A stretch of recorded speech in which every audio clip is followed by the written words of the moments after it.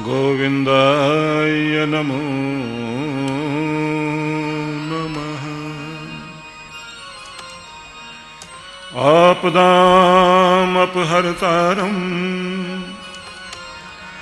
दातरं सर्वसम्पदां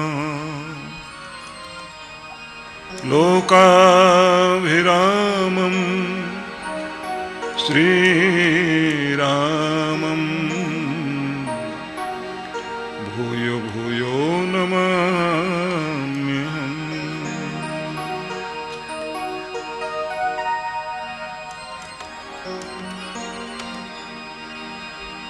ॐ नमः शिवाय। ॐ नमः शिवाय।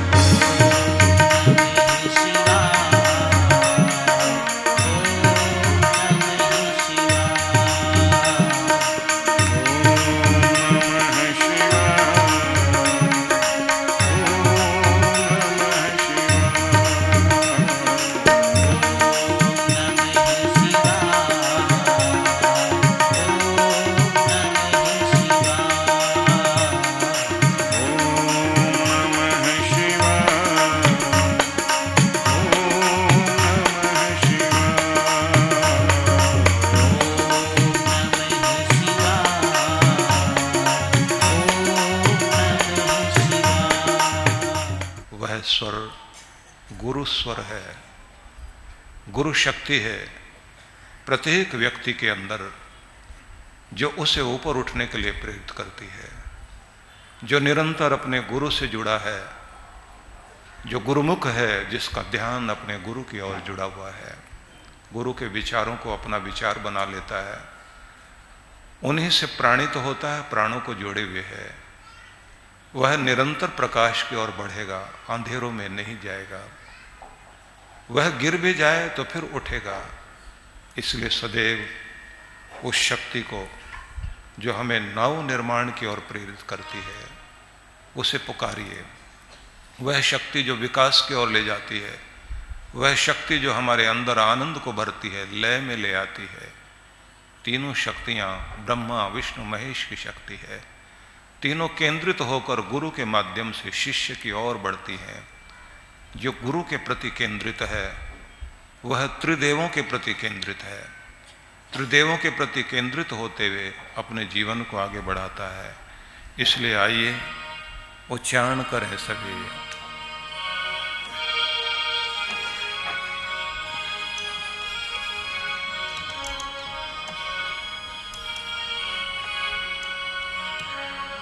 गुरु ब्रह्मा गुरु विष्णु गुरुदेवो महेश्वरा। गुरु ब्रह्मा गुरु विष्णु गुरुदेवो महेश्वरा। गुरु ब्रह्मा गुरु विष्णु गुरुदेवो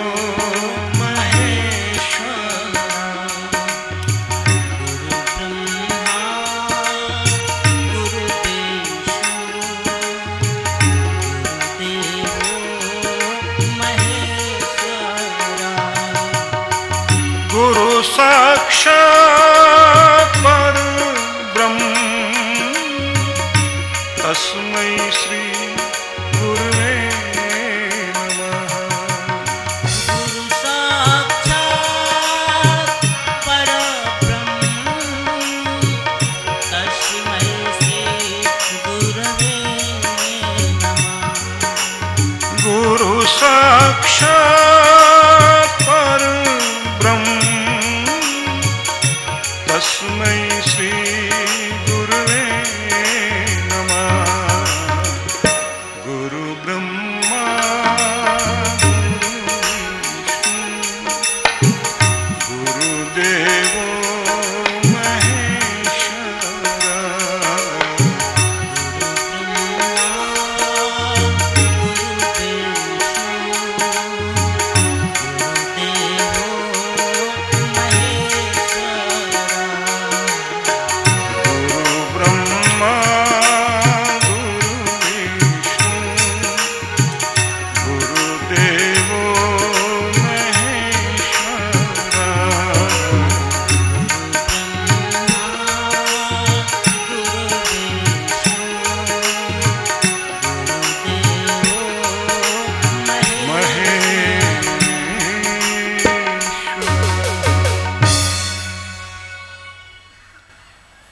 मातृशक्ति भद्रोषो,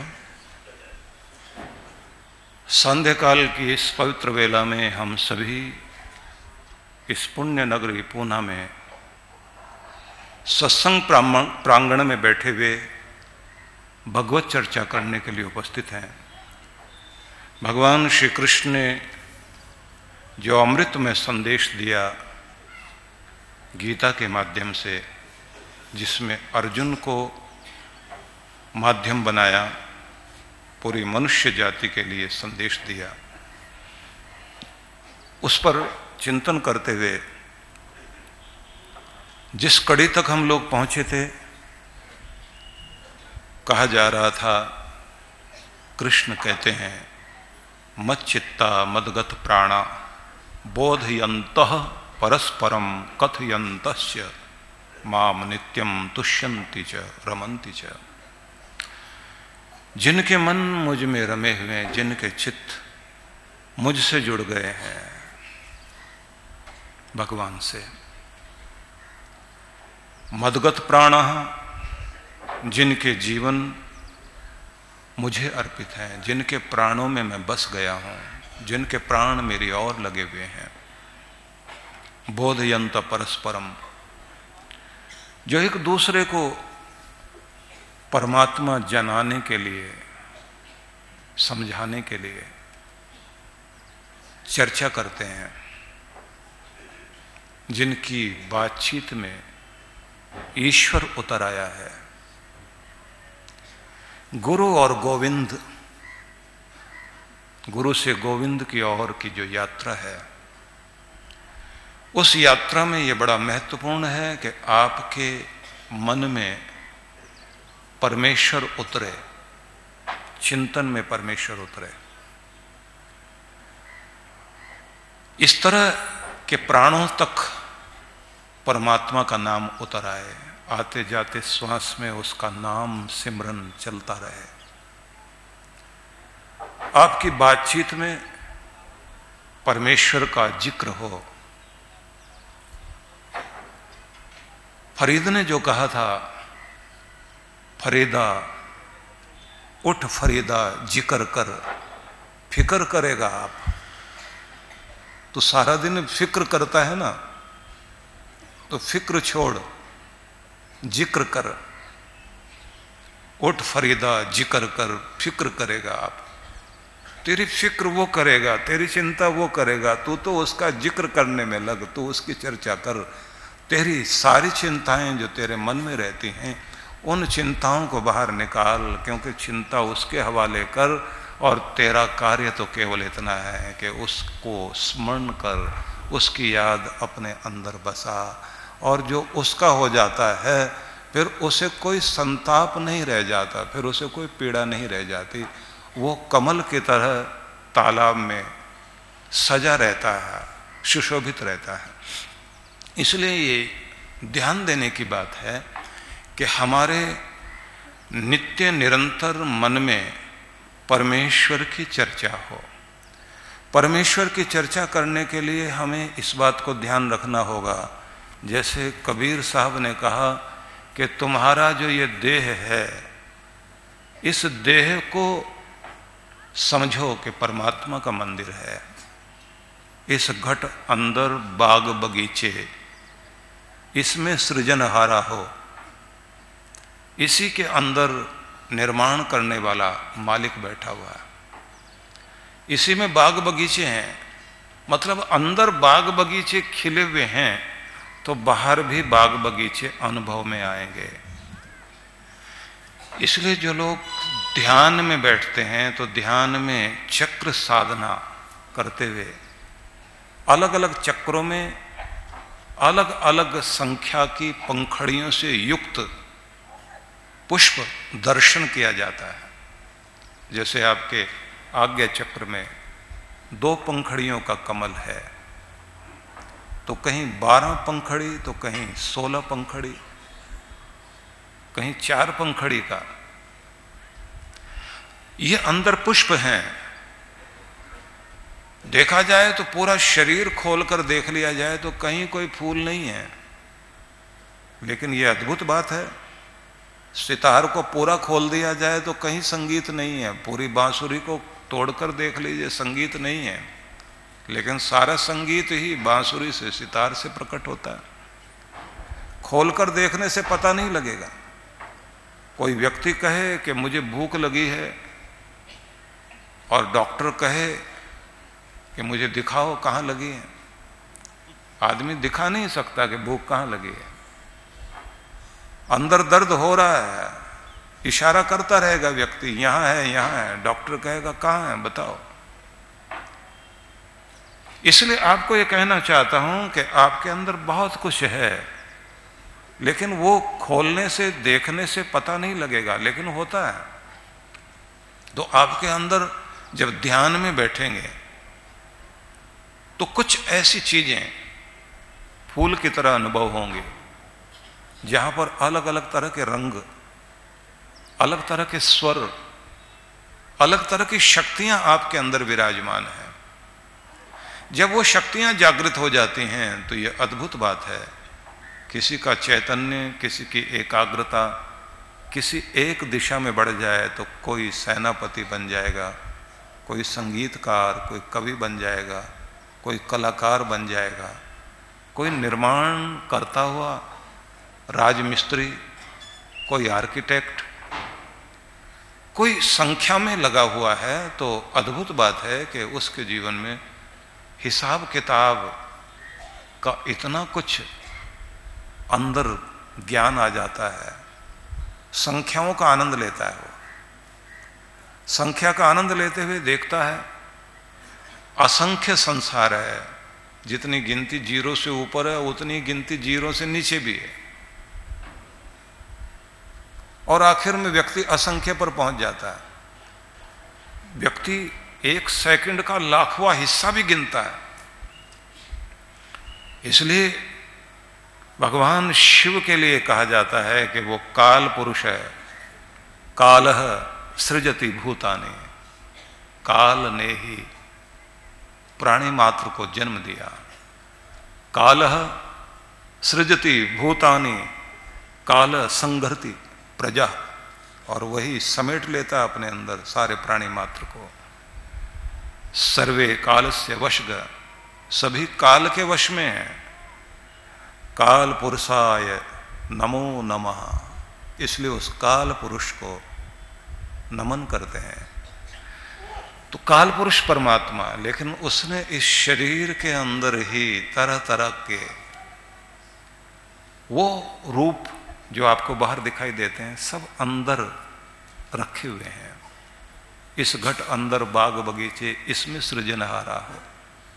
इसी के अंदर बाग बगीचे हैं, इसी में सृजन करने वाला, निर्माण करने वाला बैठा हुआ। इस घट अंदर 7 समंदर, इसमें 9 लाख तारा हो।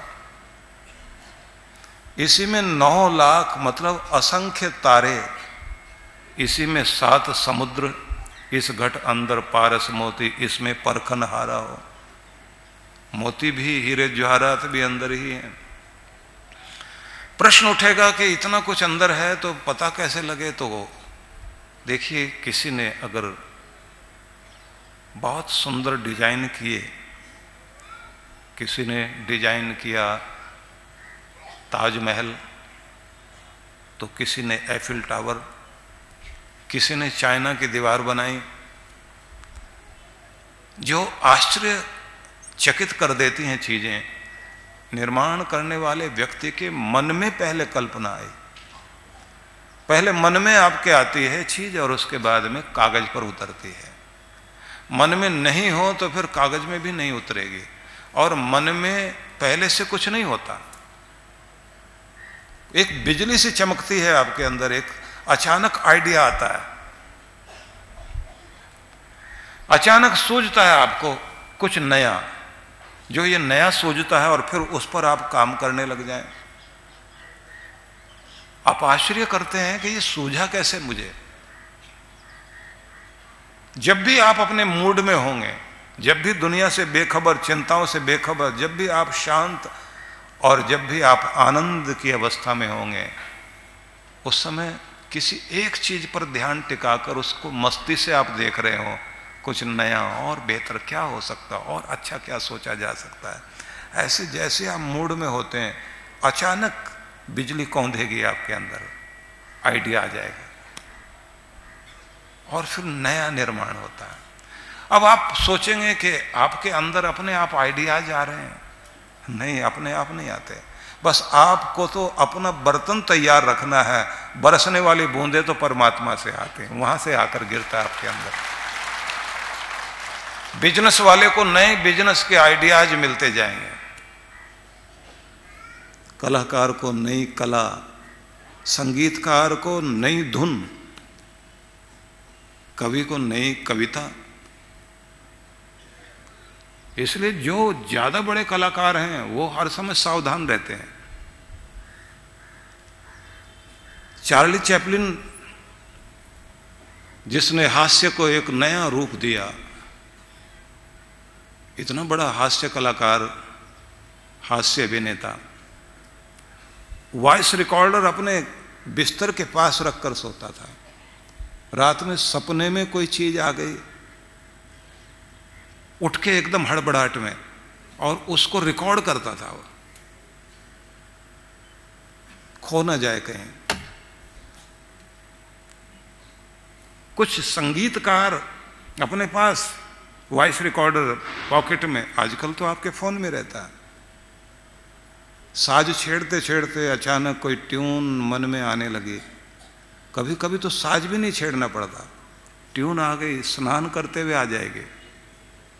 जब भी आप दुनिया से संबंध कटेगा, अपनी लहर में, अपनी मौज में आओगे, आपका मन कहीं केंद्रित होगा, नहीं ट्यून ला ला ला ला करते करते ट्यून आ गई।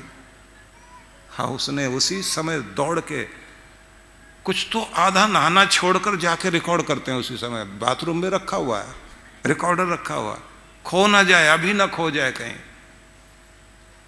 उसे वहां रिकॉर्ड करके आएंगे। उसके बाद फिर उसको डेवलप करते हैं, फिर उसे विकास करते हैं।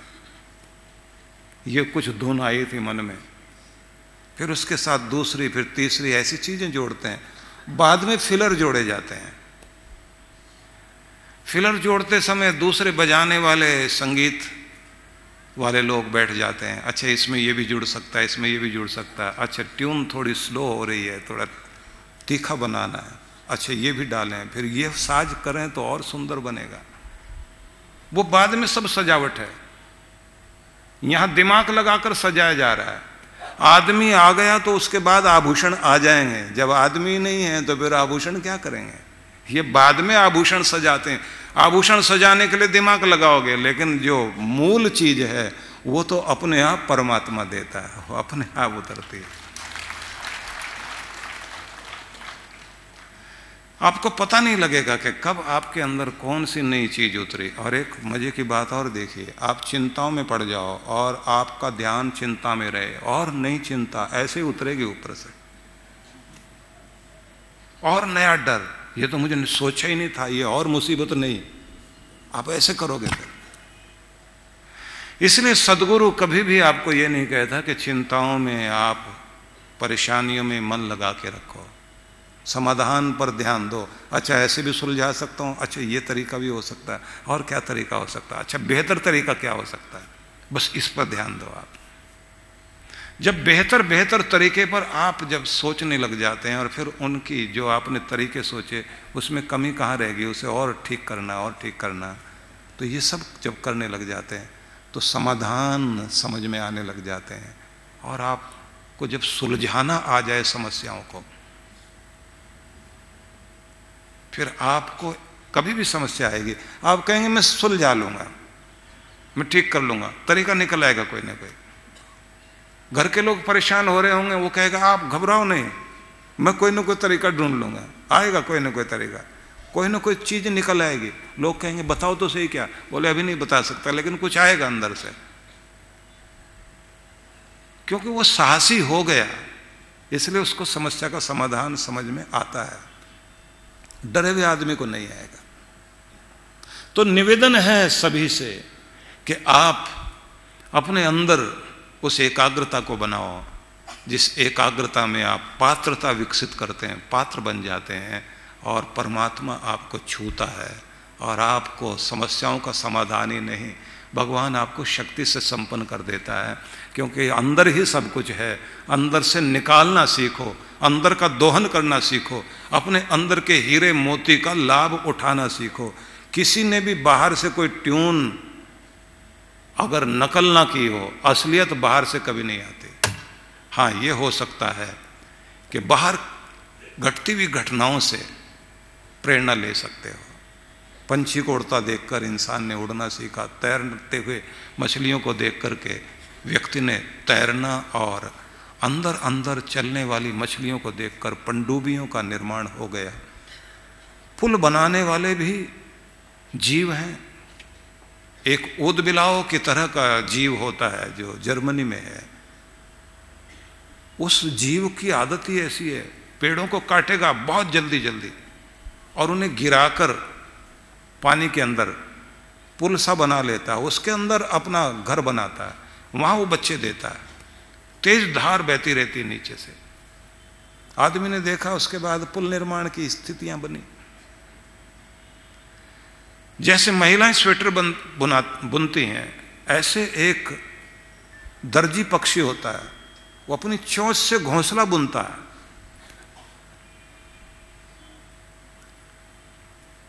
और एक अमेरिका में पक्षी है, अद्भुत पक्षी, वो नए डिजाइन बना देता है। उसके आसपास लोग, जब वो अपने बच्चे देने का समय, उसका अंडे देने का समय आता है, तो आसपास कुछ ऊन रंग बिरंगी बिखेर देते हैं और फिर वो अपना घोंसला बुनता है। आपके यहां भी बया पक्षी होता है। बया पक्षी बीन के आकार का, जिसको यहां महाराष्ट्रियन लोग पुंगी बोलते हैं ना, पुंगी के बीन के आकार के घोंसले चोंच से बुन बुन कर पक्षी बनाता है, और जिसमें 2 कमरे अंदर होते हैं और बाहर लटकने की जगह होती है। उन्हें देख देख कर इंसान प्रेरणा लेता रहा, लेकिन कोई पूछे पक्षी को किसने सिखा दिया? पक्षी के पास ये ज्ञान कहां से आ गया? आदमी के बच्चे को पानी में डालिए, वो तैरेगा नहीं, लेकिन जानवर के बच्चे को डालिए, तैरना शुरू कर देगा। ये स्वाभाविक ज्ञान जो उनके अंदर है, ये परमात्मा उनके कंप्यूटर में फीड करके भेजता है और इंसान को कहता है कि इंसान, तुम्हें स्वाभाविक ज्ञान नहीं दिया, तुम्हें अपना ज्ञान विकसित करना होता है, क्योंकि पशु जितना उसके पास ज्ञान है उससे कोई ज्यादा विकास नहीं कर सकता। इसलिए अगर सर्कस में, अब तो ऐसा नहीं हो रहा, लेकिन पहले होता था, रींछ भालू मोटरसाइकिल चलाते थे। मोटरसाइकिल चलाते हुए, साइकिल चलाते हुए बंदर घूमते दिखाई देते थे। लेकिन कभी ऐसा नहीं हुआ कि कोई भालू, कोई बंदर सर्कस से निकल जाए और उसके बाद जाकर वन में अपने बंदरों को इकट्ठा करके कहे चलो क्लास लगाता हूं, तो मैं मोटरसाइकिल चलाना सिखाता हूं। वो सिखा ही नहीं सकता, उसे पता भी नहीं ये क्या है, आदमी ने जबरदस्ती उससे करवा दिया। लेकिन मनुष्य का मस्तिष्क विकसित करने की संभावनाएं हैं, तो हम बाहर से प्रेरणा लेकर नया करना सीखते हैं, अंदर से नए आइडियाज ला करके उन्हें बाहर समाज में प्रयोग करके कुछ नया करते हैं। सब अंदर से आता है, या बाहर से अंदर या अंदर से बाहर, बस यही हमारे ज्ञान की यात्रा चलती है। तो सब कुछ आपके अंदर दिया गया है। तो सार क्या हुआ बात का, पूरी चर्चा का, कि आपके अंदर मौजूद है। मन जब शांत और एकाग्र होगा, जो आप पाना चाहते हैं वो निकाल पाते हैं। इसलिए ध्यान एक सुंदर माध्यम है। अपने अंदर डुबकी लगाओ, या ऐसे कह लीजिए, सबसे पहले आपको एकाग्रता सीखनी चाहिए। एकाग्रता का जितना जितना आप अभ्यास कर लोगे, उतना आप अपने जीवन में सफल होगे। इसलिए लोग बार बार कहते हैं ध्यान लगाकर पढ़ना बेटा, ध्यान लगाकर काम करना भाई, ध्यान लगाकर गाड़ी चलाना। हर चीज में आदमी कहता ध्यान लगाकर करना, ध्यान लगाकर करना, ध्यान देखो ध्यान से, देखो ध्यान से समझो, हर जगह ध्यान देखो। ध्यान नहीं टूटना चाहिए। बार बार आपको रोका जाता है, टोका जाता है, क्योंकि आप जो भी जीवन में पाते हैं ध्यान लगा करके ही पाते हैं। ध्यान लगा करके भगवान को भी पाते हैं, ध्यान लगा करके आप दुनिया में सफल होते हैं। और ध्यान जहाँ लग जाए, ध्यान मतलब मन जहाँ लग जाए, चिंताओं में लग जाए, चिंताओं को बढ़ा देगा, भय में लग जाए, भय को बढ़ा देगा। आपका मन एकाग्र हो जाए निराशा की तरफ, निराशा को बढ़ा देगा। मन जिधर जाए बिजली की तरह काम करेगा, हर चीज को बढ़ा देगा। बिजली जिसमें भी, ये इलेक्ट्रिसिटी पंखे में जाए पंखे को घुमा देगी, बल्ब में गई तो बल्ब को जला देगी, रोशनी देनी शुरू कर देगी।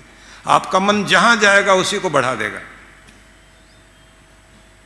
तो क्या बढ़ाना चाहते हो? चिंता, डर, निराशा, दुख, परेशानी? नहीं, निर्भयता, निश्चिंता, आनंद, शांति, प्रेम, उत्साह, उल्लास, परम आनंद, परम प्रसन्नता, इसमें अपने मन को केंद्रित कीजिए। बढ़ जाएगा, बढ़ता चला जाएगा, बढ़ता चला जाएगा।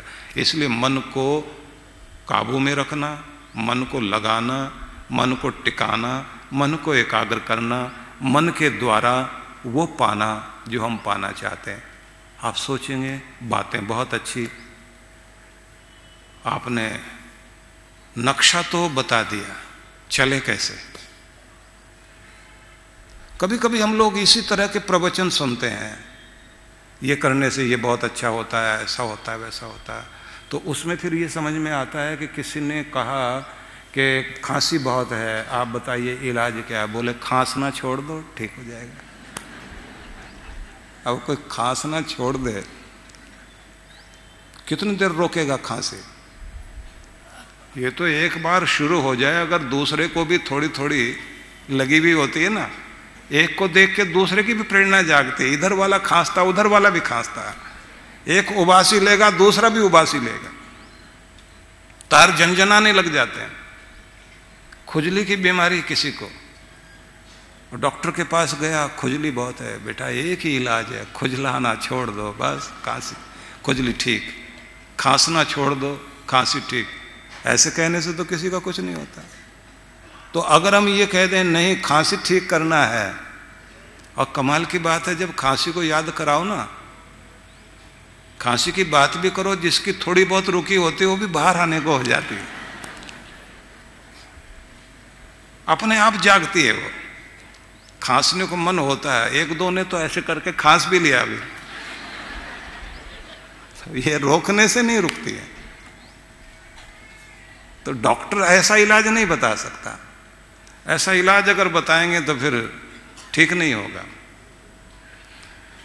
तो अब प्रश्न ये आएगा कि मन तो एकाग्र होना चाहिए, ध्यान लगाकर काम करना चाहिए, लगाना तो चाहते हैं, लगता नहीं, तो नहीं लगता तो फिर क्या करें? सारी समस्या तो यहाँ है ना। बहुत अच्छा बताया, इस करने से बहुत फायदा होता है, ये भी फायदा, ये भी फायदा, ये भी फायदा। तो फायदा तो समझ में आ गया, लेकिन अब करें कैसे? कुछ खास नहीं करना आपको। क्या करना है? जो कर रहे हो बस उसे ध्यान से करना सीख जाइए। मतलब संगीत सुन रहे हो, बहुत अच्छा लगता है, तो उसमें अभी तक आप थोड़े थोड़े डूबते थे, अब पूरी तरह डूबना सीखो। पूरा मन लगा के सुनो, आनंदित होकर, झूमते हुए, इतने तल्लीन हो जाओ, पूरा स्वाद उसका ले सको। तो जितने गहरे जाओगे एकाग्रता सधेगी। भोजन कर रहे हो, भोजन करते हुए उसमें इतना ध्यान टिका लीजिए, इतना स्वाद लो, आनंद लो, आनंद लो। हमें रीमिक्स करने की आदत है, एक चीज में दूसरी। लोग तो फल भी खाते हैं, कमाल तो ये है उसमें और 4 चीजें मिला देंगे, उसका असली स्वाद तो चला ही जाता है। संगीत भी सुनेंगे तो उसमें थोड़ा ये थोड़ा वो, और इस तरह से सारा मिक्सचर बना देते हैं। आप भोजन करें तो भोजन में पूरा मन लगाइए, संगीत सुने, संगीत में पूरा मन लगाइए, खेलने के लिए जाएं, पूरा मन खेलने पर लगा दीजिए। जब पूजा करने बैठे पूरा मन उसमें टिका दीजिए। आप खंडित मन लेकर भगवान की पूजा में नहीं जाना। भोजन भी करो तो पूरे मन से आपको पूरा पूरा उतरना आना चाहिए। कुछ करने की जरूरत नहीं है, बस थोड़ा सा जो भी आपको रुचि है जिस भी काम में, उसमें थोड़ा और आगे बढ़ जाइए। यहाँ से प्रैक्टिस शुरू करो। जब आप बैठकर भगवान के ध्यान में, पूजा में मन को केंद्रित करोगे तो मन को तो आदत है लगने की, लेकिन थोड़ी देर के बाद वहां से भागता है। आप पकड़ के टिकाए रखो, थोड़ा और बढ़ाओ और शाबाशी दो अपने मन को। जिन बच्चों का फोकस ठीक नहीं बनता किसी भी बात पर, वो किसी से सही आंख नहीं मिला पाते, इधर उधर देखते रहेंगे, इधर उधर भागते रहेंगे, भागते रहेंगे। ये खंडित मन बीमार मानसिकता कहलाती है। लेकिन जब उनका मन टिकने लग जाता है, वो चमत्कार करने लग जाते हैं। आपको भी ऐसे करना है। इसके बाद एक अभ्यास होता है त्राटक का, जो 5 तरह का होता है। स्वर का त्राटक, रूप का त्राटक, स्पर्श का त्राटक, सुगंध का त्राटक, स्वाद का त्राटक। स्वाद में मन टिकाना, सुगंध में मन टिकाना, ध्वनि में मन टिकाना, रूप में मन टिकाना, उसी में मन टिकाकर, क्योंकि 5 तरफ मन भागता है। सार ये हुआ, मन टिकता है, इसे बढ़ाया जाए अभ्यास करते करते। जब आप भजन में भगवान की भक्ति के लिए पहले क्या करेंगे, भजन में मन टिकाइए, भजन में मन टिकाते टिकाते फिर जाप में मन टिकाइए, जाप में मन टिकने लग जाए तो उसके बाद मंत्र भी छोड़ा, भजन भी छोड़ा। अब जहाँ आप बैठे हैं खो जाइए, विचार शून्य हो जाए। उसके लिए क्या करना, प्रार्थना में मन टिकाना। प्रार्थना में जाने के लिए स्तुति में मन टिकाना। स्तुति कैसे, तू रहीम है, तू करीम है, तू दयालु है, तू कृपालु है, तू माता है, तू पिता है, तू बंधु है, तू सखा है, तू जीवन धन है, तू मेरा सर्वस्व है, तू मेरा सब कुछ है। तू ही खिल रहा है फूलों में, नदियों में बह रहा है, सितारों में चमक रहा है। तेरा ही माधुर्य फलों में दिखाई देता है और तेरा ही माधुर्य संसार के सौंदर्य में दिखाई देता है। तू सर्वत्र है, तू ही तू, तू ही तू, तू ही तू, तू ही तू। हे मेरे रब, तू मेरे अंदर भी है, तू मेरे बाहर भी है, तू मेरा हाथ पकड़े हुए, तू मेरा साथ लेकर साथ साथ चलते हुए हर समय मेरे आसपास नहीं मुझ में रहता है। मैं तुझे प्रणाम करता हूँ। प्रणाम प्रणाम प्रणाम प्रणाम। तेरी कृपाओं के लिए धन्यवाद धन्यवाद धन्यवाद। क्या नहीं दिया, कितना कितना दिया, हमेशा देता ही जाता है, कोई शर्त नहीं। देते हुए तेरे हाथ नहीं दिखाई देते, तेरा दिया हुआ सब कोई प्राप्त कर रहे हैं। तेरे नाम अनेक हैं, लेकिन तू किसी भी नाम से सुनता जरूर है पर तू दिखाई नहीं देता। लेकिन तेरे द्वारा ही दिखाई देता है, क्योंकि तेरी ही कृपा आंखों में ज्योति बनकर बैठी हुई है, जिसके कारण मैं देख रहा हूँ। मेरे प्राणों में भी प्राण बनकर तू ही बैठा है, मेरे हृदय की धड़कनों में भी गति बनकर तू ही ठहरा हुआ है। सर्वत्र तू ही तू है। प्रणाम प्रणाम प्रभु, प्रणाम मेरे दाता, प्रणाम मेरे भगवान। ऐसे कहते कहते अपने अंदर खो जाइए। बस यहाँ से ध्यान शुरू, यहाँ से आपका मन टिकना शुरू हो जाएगा, क्योंकि आप भजन से चले थे, जाप पर आए, जाप से आप प्रार्थना पर आए, प्रार्थना में स्तुति करते करते आप महिमा गान करते करते वहाँ पहुँच गए जहाँ धन्यवाद प्रकट होता है। जहाँ धन्यवाद प्रकट कर रहे थे वहाँ आनंद में आ गए। बस तू ही तू, मैं हूँ ही नहीं। जहाँ मैं गुम हो गई वहाँ तू ही तू आ गया, और जहाँ वो आ गया वहाँ हम खो गए और उसके हो गए। इसलिए भगवान खोजने से नहीं मिलेगा, भगवान खोजने से नहीं मिलेगा, भगवान में खो जाने से ही वो मिलेगा। इसलिए उसमें खो जाइए। क्या कहूँ, कैसा है, क्या खूबी है मेरे महबूब की, उस प्यारे की। क्या कहूँ, कैसा है, क्या खूबी है मेरे महबूब की। दिल में तो आता है, समझ में नहीं आता। ये है वो, दिमाग से नहीं पकड़ा जा सकता, दिल से पकड़ा जा सकता, प्रेम से पकड़ा जा सकता। तो इस घट अंदर बाग बगीचे, इसमें सृजनहारा, निर्माण करने वाला भी इसी में। इस घट अंदर 7 समंदर, इसमें 9 लाख तारा, इस घट अंदर पारस मोती और इसमें परखनहारा। जोहरी भी यही है और यहीं पर सारे रत्न हैं। इस घट अंदर अनहद गरजे, गूंज रहा है उसका स्वर, और इसमें उछलत फुहारा, फुहार भी इसी में पड़ रही है। चल हंसा उस देश जहां पर ब्रह्म का खेल, प्यारे का खेल जिसकी लीला लगातार चल रही है।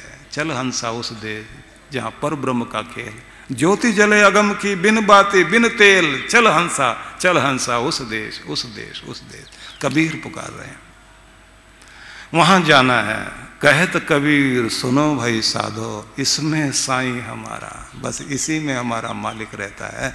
ये आपका देह है, इसी को आप देवालय बनाकर अपने प्यारे को, अपने रब को पूजना शुरू करें। तो कृष्ण ये कहते हैं, मत चित्ता मदगत प्राणा, चित्त मेरा हो जाए, प्राण मेरे हो जाएं, अपने प्राणों को मुझ में जोड़ दो।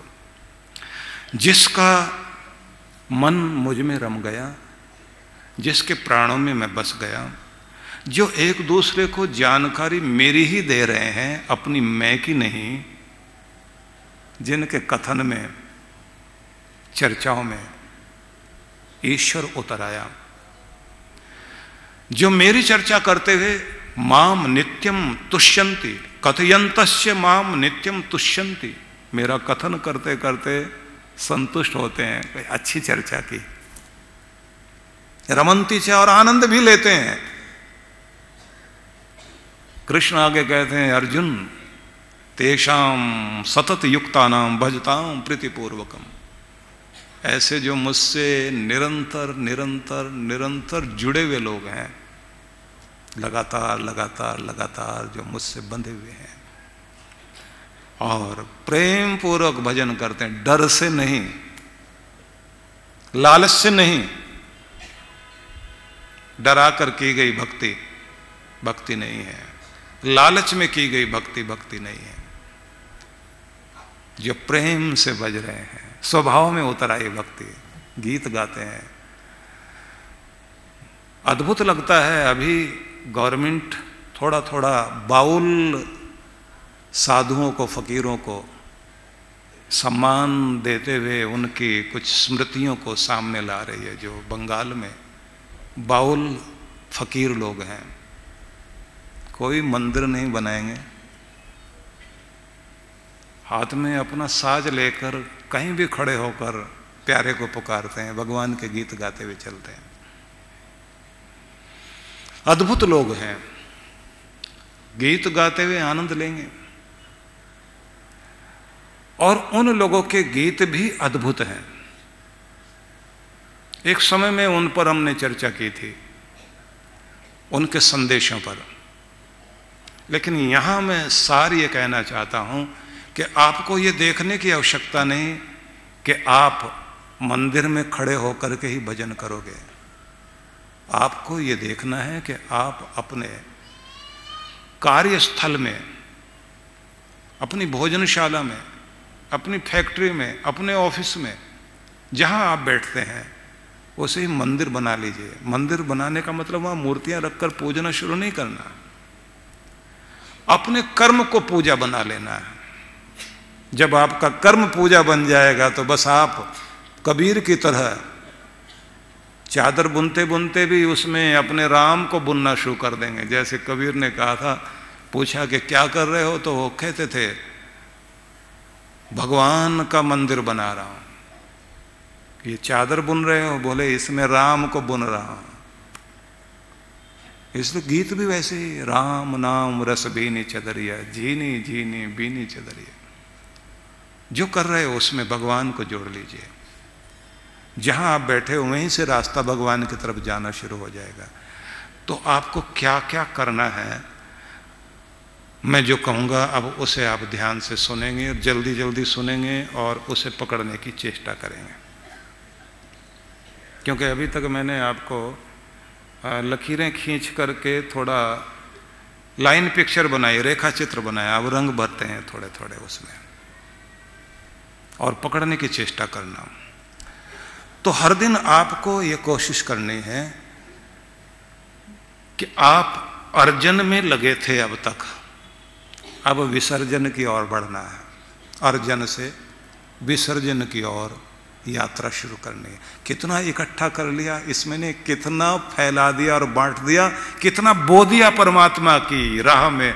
हमने जो पाया था वह फसल उगकर अनेक गुना हमें मिल सके। तो अब अर्जन नहीं, विसर्जन। मैं और क्या दे सकता हूं, मैं और क्या कर सकता हूं, और कितनी खुशियां बांट सकता हूं, क्योंकि खुशियां बांटने से ही आपकी तरफ आती हैं। अपना संगीत अपने अंदर रखकर नहीं मर जाइए,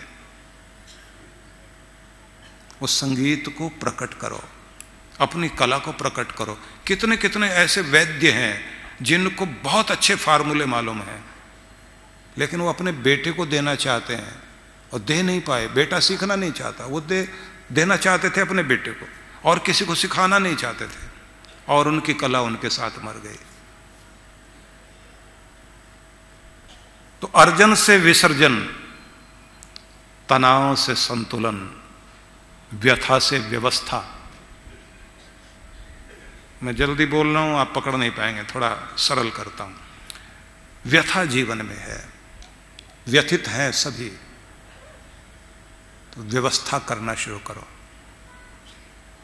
व्यथा जीवन में है तो व्यवस्था से दूर होगी व्यथा। तनाव जीवन में है, संतुलन से दूर होगा।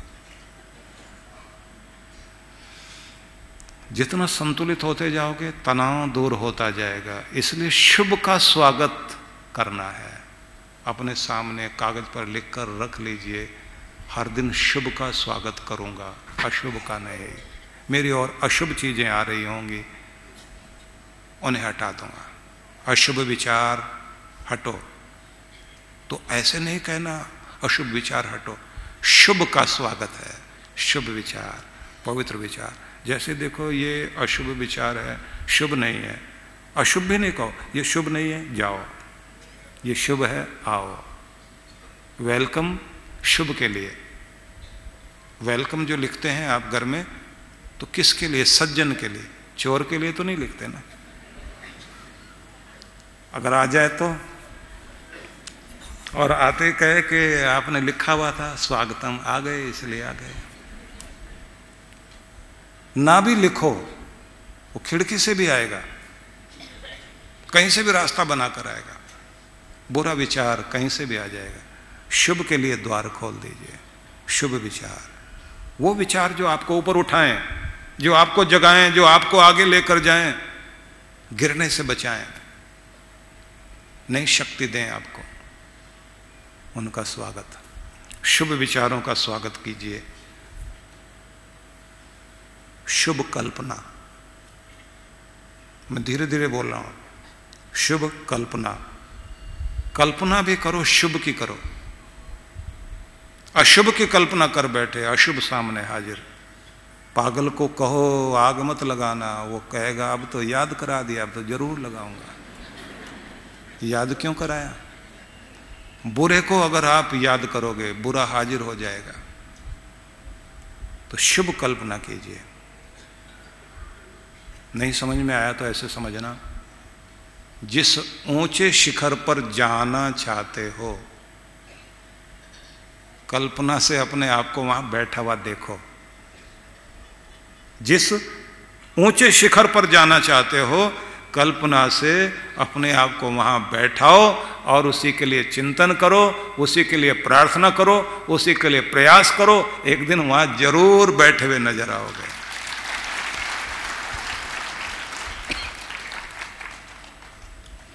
तो हमने कहा शुभ कल्पना, अशुभ की कल्पना भी मत करो।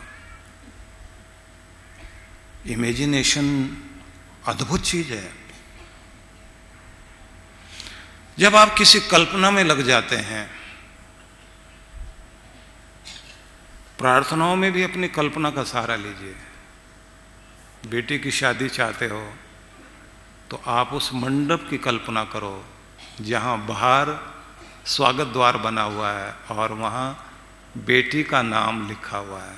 दूसरी तरफ वर, अभी पता नहीं आपको नाम, लेकिन वहां कोई नाम है।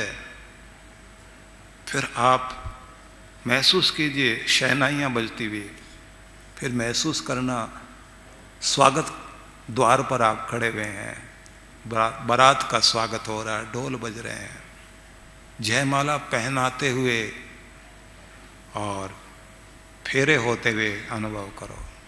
और बात वही नहीं, अपनी कल्पना में विधाई करते हुए फिर मन में आएगा कैसे होगा, कैसे होगा, कैसे होगा। ये सब सोचता तो हूं, हो रहा है, उसकी दया से हो रहा है। और एक दिन आप देखना, इसी को प्रार्थना में देखते देखते आप अनुभव करोगे कि मैंने तो विदा भी कर दिया बेटी को और काम पूरे हो गए। वैसा ही मकान देखते हुए अपने मकान को जमीन पर उतार लाओ। शुभ कल्पना, शुभ विचार, शुभ भावना। अब आप कथा की तरह सुन रहे हैं, लिख नहीं रहे हैं, तो फिर ये सब खत्म हो जाएगा। ऐसे आप लिखो भाई, मैं मनोरंजन करने नहीं आया हूं।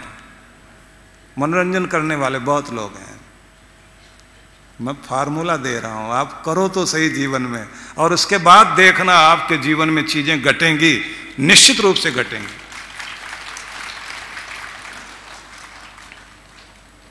कागज पर लिखना है, शुभ का स्वागत कीजिए। मन में संकल्प करना, आज से मैं शुभ का स्वागत करूंगा।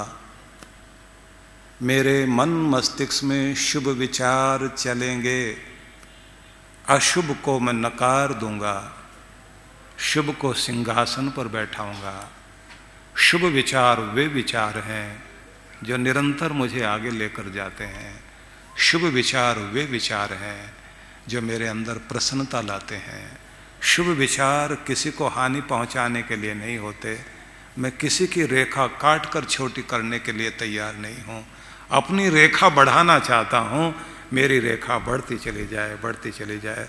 मैं किसी से तुलना करना नहीं चाहता, मैं किसी को पीछे नहीं ले जाना चाहता, लेकिन अपने को आगे बढ़ता हुआ जरूर देखना चाहता हूं। शुभ विचार, शुभ विचार, शुभ विचार। मेरा विचार ये विचार है कि चारों ओर प्रसन्नता हो। चारों ओर प्रसन्नता के लिए सबसे पहले मैं अपने अंदर प्रसन्नता को भर लेना चाहता हूं। आनंद आनंद आनंद आनंद आनंद, प्रसन्न प्रसन्न प्रसन्न प्रसन्न। शुभ विचार, तो फिर शुभ कल्पना। जहां अपने आप को बैठा हुआ देखना चाहते हैं उसकी कल्पना करो। जो पा लेना चाहते हैं उसकी कल्पना करो। कैसा स्वास्थ्य चाहते हैं उसकी कल्पना करो। स्वस्थ होते हुए अपने आप को देखो। डर को हटा दो बीच में से। ये भूल जाना कैसे होगा। जब भी कभी ऐसे लगे कैसे होगा, तो अपने को कहना मुझे नहीं पता कैसे होगा, ये तो ऊपर वाले को पता है, क्योंकि मैं ऊपर वाले के साथ हूं, मैं उसका बच्चा हूं। मैंने अपना हाथ उसे दे दिया है। मैं हाथ पकड़ूंगा छूट जाएगा, लेकिन जब वो पकड़ लेता है फिर नहीं छूटा करता है, इसलिए उसने हाथ पकड़ लिया है। मैंने नियम पकड़ लिया, उसने हाथ पकड़ लिया। मैंने उसकी माला पकड़ ली है और उसने मुझे संभाल लिया है। मैं उसकी और हर दिन चलता हूं और वो हर दिन मुझे संभाले हुए मेरे साथ है। वो मेरी परीक्षा जरूर लेता है, लेकिन मुझे गिरता हुआ नहीं देखना चाहता। वो मुझे शक्ति देता है, लेकिन वो गोद में उठाकर नहीं चलना चाहता। वो कहता तुम्हें पाँव दिए हैं, अपने पाँव को मजबूत करो। इसलिए आप अपनी प्रार्थनाओं में भी कभी नहीं कहना जिंदगी का रास्ता कठिन है कैसे चलूं, तो रास्ता आसान कर। ये नहीं कहना रास्ता आसान कर, कहना कठिन से कठिन रास्तों पर आसानी से चल सकूं, ये आशीर्वाद दे दे तू मुझे। रास्तों की शिकायत नहीं करता हूं, अपनी शक्ति की प्रार्थना करता हूं। उलझनों की शिकायत नहीं करता हूं, उलझने कितनी हो, कितनी भी होती रहे, सुलझाने वाली बुद्धि चाहता हूं तुझसे। उदासियां बहुत हैं, उदास करने वाले बहुत हैं, सबको ठीक कर दे भगवान, ये नहीं कहता हूं। ये कहना चाहता हूं कि मेरी मुस्कुराहट का दिया दुनिया की आंधियों में कभी बुझना ना पाए। यह आशीर्वाद दे मुझे कि हर पल मुस्कुराते हुए चलूं। रुलाने वाले बहुत हों, लेकिन मेरी मुस्कुराहट में कभी कोई फर्क ना पड़े। सबको देखूं और आगे बढ़ता चला जाऊं। जिंदगी की जिम्मेदारियां बहुत हैं, और भी बढ़ जाएं, चिंता नहीं। बढ़ा जिम्मेदारियां, लेकिन इतनी कृपा भी तो कर, जिम्मेदारियों को उठाने के लिए मेरे कंधे भी तो मजबूत कर, मेरे कंधों को ताकत दे। कंधे मजबूत हैं, सारा दिन बोझ ढो सकते हो, एक बोझ को हटाने की प्रार्थना करोगे फिर दूसरा आ जाएगा। और जब आप हैं ही मजबूत, आप कहेंगे खेल है मेरे लिए ये सब। तो अपने आप को शक्तिशाली बनाना। तो भावना, शुभ भावना, शुभ विचार, शुभ कल्पना, शुभ भावना। ठीक है, नोट कर रहे हैं ना? नहीं तो गायब हो जाएगा। यहां से आप जाते हुए कहेंगे प्रवचन बहुत अच्छा था, लेकिन ये याद नहीं क्या था।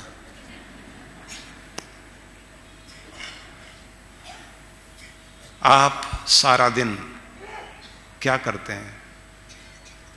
कुछ लोगों ने लिख दिया 60,000 विचार मस्तिष्क में हर समय घूमते रहते, पूरे दिन में 60,000 विचार आते हैं। अब अपनी एक गणना कर दी किसी ने, लेकिन हजारों हजारों लाखों तक विचार भी आपके अंदर आते हैं, पर सारे शुभ तो नहीं होते। एक शुभ विचार अद्भुत कार्य करेगा। एक कुआं पूरी जमीन को हरा भरा कर सकता है, लेकिन कुआं खोद कर पानी निकालो तो सही। एक शुभ विचार अपने अंदर जगाओ तो सही। हजारों सालों के अंधेरे को एक दिया बुझ समाप्त कर सकता है, लेकिन दिया जलाओ तो सही। शुभ विचार, शुभ कल्पना, शुभ भावना। ठीक है, याद हो गया? अब चौथी बात, शुभ दृष्टि। शुभ दृष्टि, दृष्टिकोण, IQ। आजकल इस पर बहुत काम हो रहा है, बहुत पहले से ही काम हुआ। डॉक्टर गोलमैन, जिस व्यक्ति ने इमोशन नाम से पहले शोध करके, रिसर्च करके ये IQ, EIQ, SQ, AQ, RQ, इन सब चीजों पर काम किया। तो इस समय का वो विषय नहीं है। आप ज्यादातर देखते हैं कॉलेजों में, विश्वविद्यालय में IQ डेवलप करने पर काम हो रहा है, EQ पर काम नहीं हो रहा। इमोशनल इंटेलिजेंस कॉन्सेप्ट जो है, इस पर काम नहीं हो रहा। और अब पूरी दुनिया भर की कंपनियों में पहले ये देखते हैं कि सर्टिफिकेट तो ठीक है,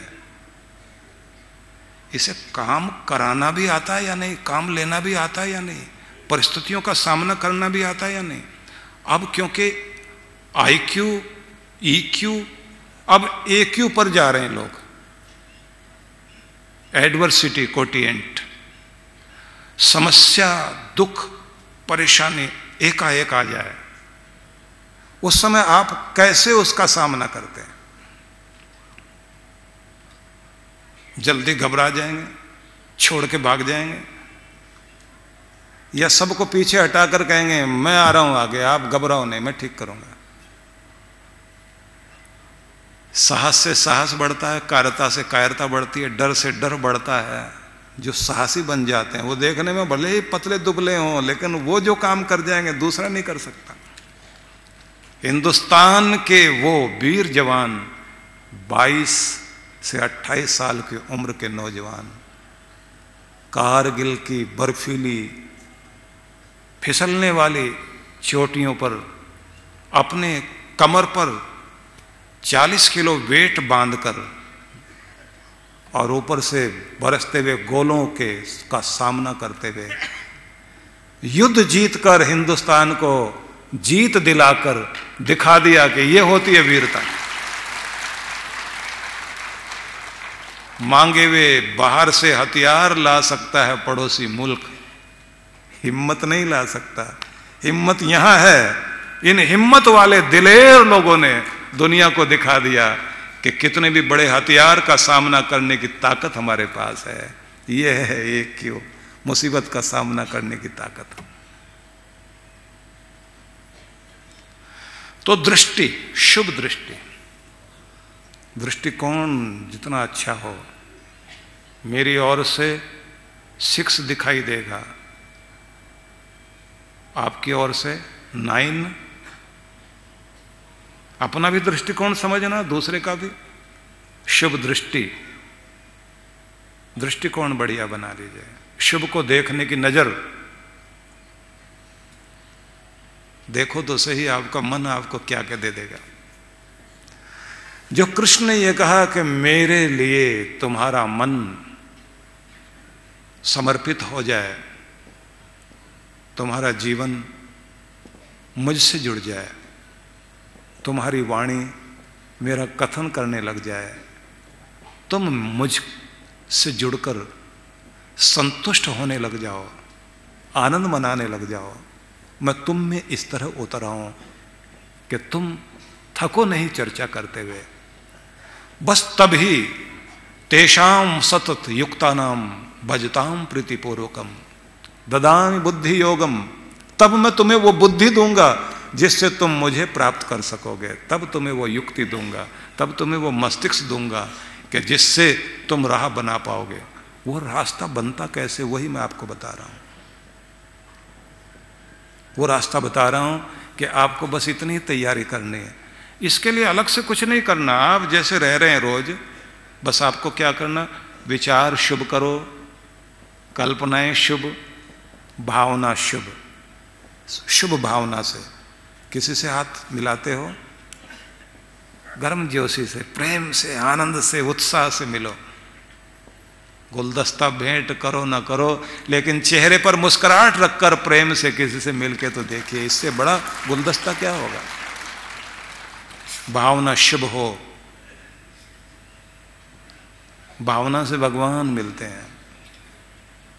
भावना बहुत कुछ करती है, और इसी में आ गई शुभ दृष्टि, फिर शुभ कर्म।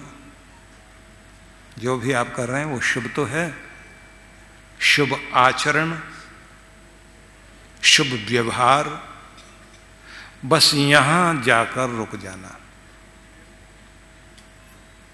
यहां जाकर जैसे रुकोगे आप, बात बननी शुरू हो जाएगी।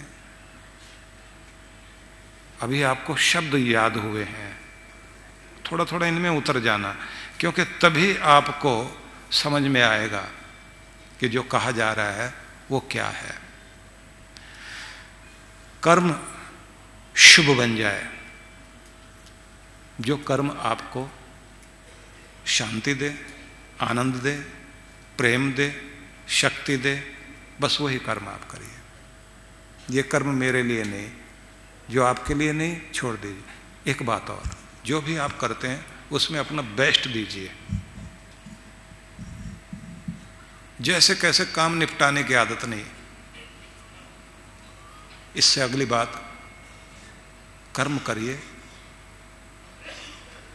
मजदूर बनकर नहीं, कलाकार बनकर। कलाकारी से काम करिए। भोजन भी बना रहे हो ना, महिलाएं भोजन बनाएं, तो आप जैसे कैसे आज का भोजन पकाएं और छुट्टी पाएं, जाके अपना काम करें, दूसरा टीवी देखें, सीरियल देखें। नहीं नहीं, भोजन नहीं है वो, भगवान का प्रसाद तैयार हो रहा है। आपका भोजन भी ऐसे तैयार करो, अपने ठाकुर को भोग लगाने के लिए आप प्रसाद तैयार कर रहे हैं, इसलिए आपका भोजन भी पूजा बन जाना चाहिए। बहुत प्रेम से सजाकर, जैसे आप अपने त्योहार वाले दिन करते हैं, हर दिन को त्योहार बना लो, हर कर्म को आप आनंद वाला बना लीजिए। आनंद लेते हुए करोगे ना, कोई भी काम आनंद लेते हुए करोगे तो फिर उस काम का मजा ही कुछ और होगा। जो लोग आनंद लेते हुए नहीं करते ना, वहाँ बड़ी समस्या होती है। किसी को मान भी दे रहे होते हैं तो मैं कुछ लोगों को देखता हूँ, उनका मान भी जो है इतना अजीब होता है। मैंने एक सुना था कहीं कि कोई आदमी दूसरे आदमी को बहुत इज्जत दे रहा था। जब वो आदमी बैठता था, गांव में लेकर गया उसको, एक गांव से दूसरे गांव में गया, तो अपने दूसरे मित्र को इतनी इज्जत दे रहा था, जब वो बैठने लग जाए वो कहे नहीं नहीं नहीं, रुको रुको रुको, पहले साफ कर लेने दो।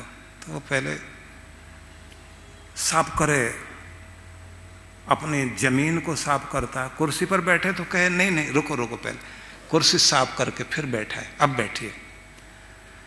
लोगों ने कहा इतना इज्जत मान, इतना सम्मान देते हुए हमने किसी को नहीं देखा। आप तो महान हैं, बहुत ग्रेट हैं आप तो, हर आदमी को इतना सम्मान देते हैं आप।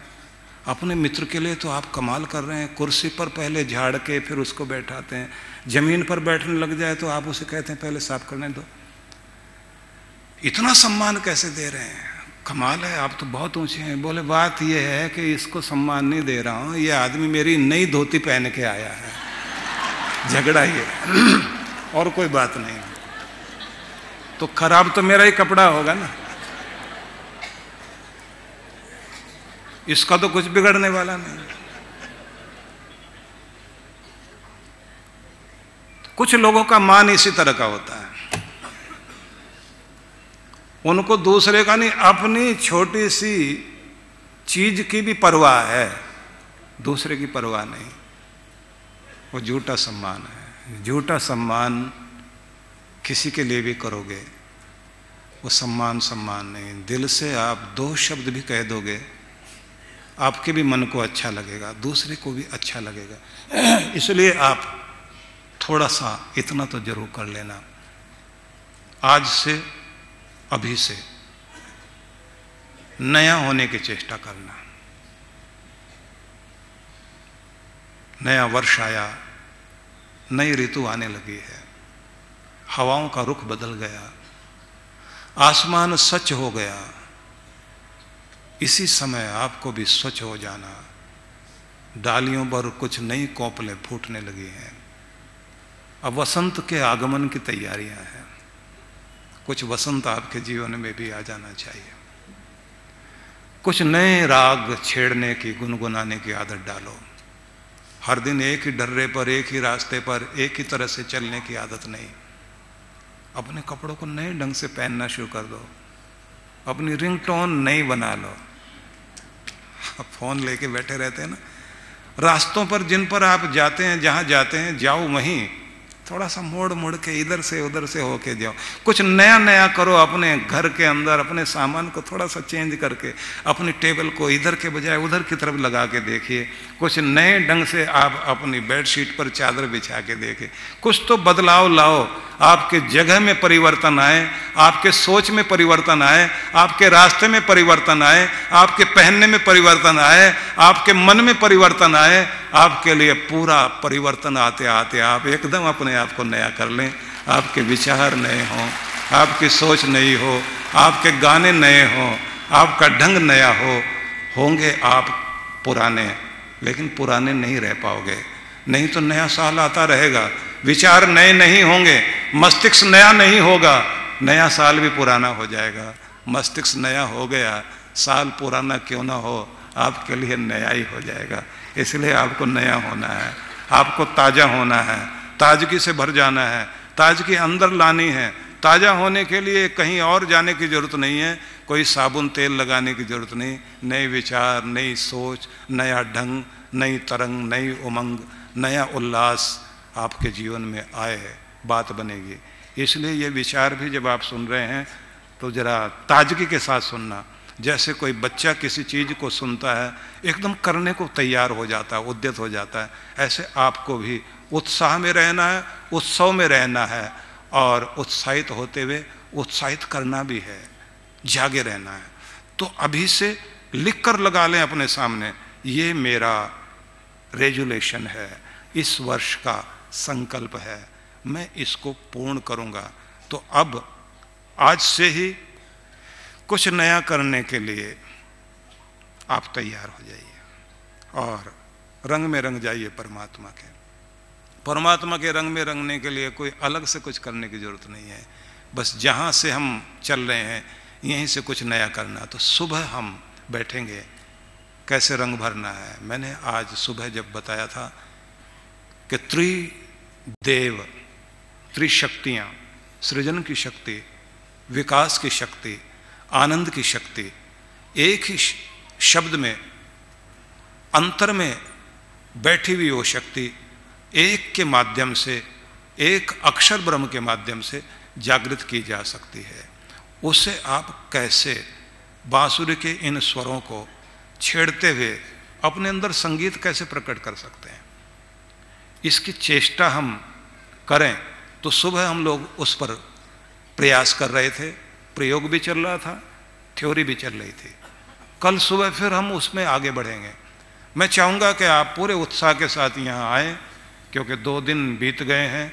अब आप तीसरे दिन के लिए चलेंगे। तो मैंने जैसे कहा था, अर्जन से विसर्जन की ओर, व्यथा से व्यवस्था की ओर। आपकी व्यथाएं दूर हों, व्यवस्था करना शुरू कर दीजिए, सिस्टम बनाना शुरू कर दीजिए। आप चाहते हैं कि तनाव दूर हो तो संतुलन करना सीख जाइए। आप चाहते हैं आपके अंदर शांति आए तो कोलाहल की दुनिया से मौन की दुनिया में प्रवेश शुरू कर दीजिए। आप चाहते हैं आप नए बन जाएं तो आज से आपको जागने पर ध्यान देना है, भागने पर नहीं। चीज़ों से भागिए नहीं, जहां आप खड़े हैं वहां होशपूर्ण हो जाएं, वर्तमान में आ जाएं। तो कल एक प्राणायाम सीखेंगे हम।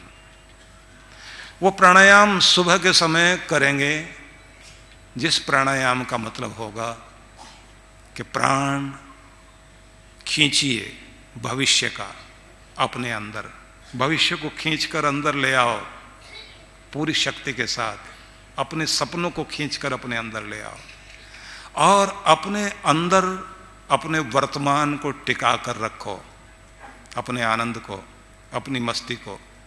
और जो अंदर पीड़ाएं हैं उसको रेचन कर दो, फेंक दो बाहर। ये प्राणायाम मन से करना है और तन से कौन सा प्राणायाम करना है वो आपको सुबह सिखाएंगे। तो बहुत बहुत शुभकामनाएं आप सभी को। आइए मिलकर प्यारे का नाम उच्चारण करें।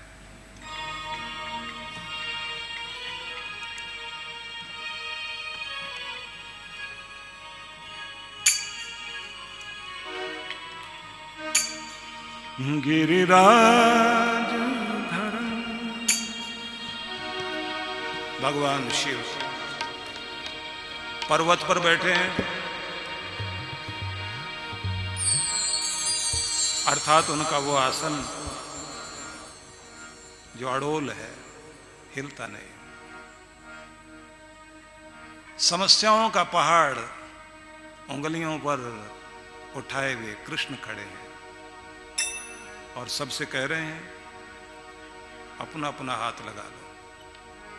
घर के सब लोग समस्याओं पर अपना अपना हाथ लगा लें, सब एक जगह आकर जुड़ जाएं,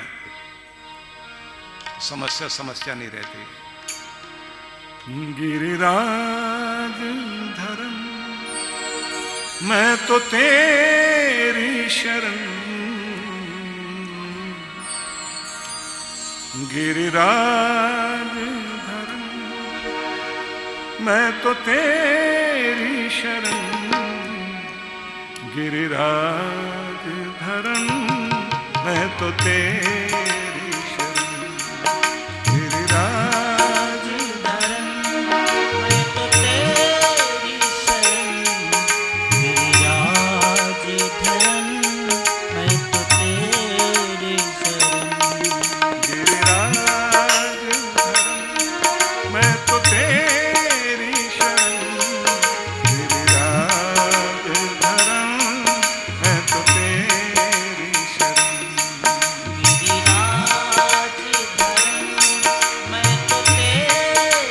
शरण,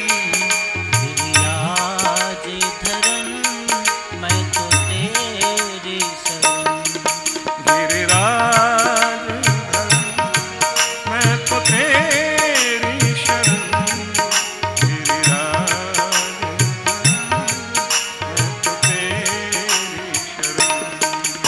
गिरिराज धरम मैं तो तेरी शरण, गिरिराज धरम मैं तो तेरी शरण,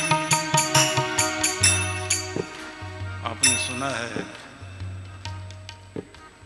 जंगलों से कोई आदिवासी पहली बार ट्रेन में बैठा, अपनी पोटली सिर पर रखी हुई है, लोगों ने कहा कि इसको तो नीचे रख दो। उस भले आदमी ने कहा, उपकार मानो ट्रेन का, रेल का, हमारा बोझ उठाए हुए है, अब इसके ऊपर गठरी भी मैं रख दूं तो ये तो गलत हो जाएगा ना। कुछ ये बोझ उठाए, कुछ मैं उठाऊं, दोनों मिलके उठाते हैं। लोगों ने कहा नहीं भाई, तो सिर पर अपने बोझ रख भी लेगा तो भी बोझ तो ट्रेन पर ही आएगा, इसलिए आप अपना बोझ हल्का कर लो, नीचे रख दो। समझ में बेचारे के आया नहीं आया अलग बात है, लोग कहेंगे ना समझ था वो, लेकिन ट्रेन है परमात्मा और हम सब अपनी अपनी चिंताओं की गठरी भी अपने ऊपर लादे हुए, जब आपको भी वो संभाला तो आपकी चिंताओं को भी वो संभालेगा, इसलिए आप छोड़ दीजिए उसके ऊपर। गिरिराज धर मैं तो तेरी शरण, गिरिराज धर मैं तो तेरी शरण, गिरिराज धरम मैं तो तेरी शरण, गिरिराज धरम मैं तो तेरी शरण।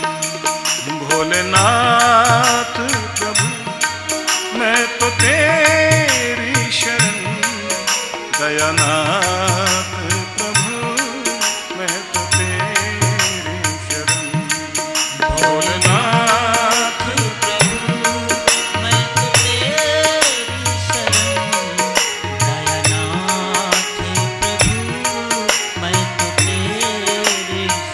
तेरी शरण। गिरिराज धर मैं तो तेरी शरण, गिरिराज धर मैं तो तेरी शरण, गिरिराज धरम मैं तो तेरी शरण, गिरिराज धरम मैं तो तेरी शरण।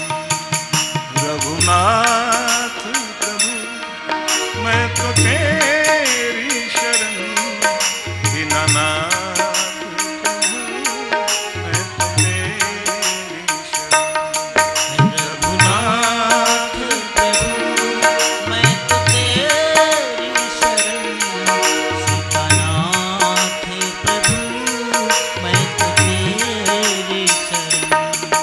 रघुनाथ प्रभु मैं तो तेरी शरण, दीनानाथ प्रभु मैं तो तेरी शरण, रघुनाथ प्रभु मैं तो तेरी शरण, सीतानाथ प्रभु मैं तो तेरी शरण।